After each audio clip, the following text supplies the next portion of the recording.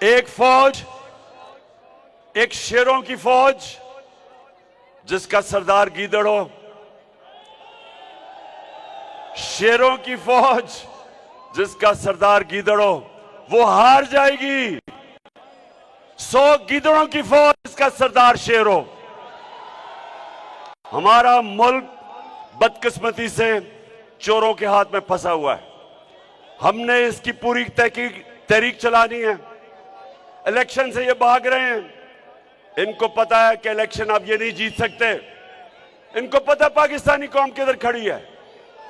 इसलिए ये सारे मिलके कोशिश कर रहे हैं कि किसी तरह कुर्सी को पकड़ ले और मुल्क बेशक नीचे जाए, क्योंकि 33% रुपया गिरा है, 33% डॉलर बढ़ा है, 33% इनके आने में इस मुल्क की दौलत कम हुई है। आप सबका पैसा 33% कम हुआ है, लेकिन इनके मुल्क से बाहर पैसे पड़े हैं डॉलर्स में। इनकी दौलत में 33% इजाफा हुआ है। यहां लोग गरीब हुए हैं, ये अमीर हुए हैं। ये भी मेरे वोकला एक और चीज फैसला कर लो। आगे से अजान हो रही है, मैं बस खत्म कर रहा हूं। आगे से कभी किसी पार्टी को वोट ना देना जिसके लीडर और मिनिस्टर्स का पैसा पाकिस्तान में ना पड़ा हो।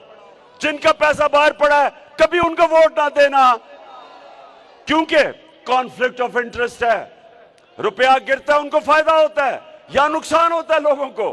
अब जो रुपया गिर रहा है, कौम में महंगाई आ रही है, कौम की दौलत में कमी हो रही है, लेकिन लंदन में वो बैठ के और ये जरदारी और ये नवाज शरीफ, इनकी दौलत में इजाफा हो रहा है। इसलिए आप सब तैयार हो जाओ, मैं कॉल दूंगा और इंशाल्लाह हकीकी तौर पे अपने मुल्क को आजाद करेंगे।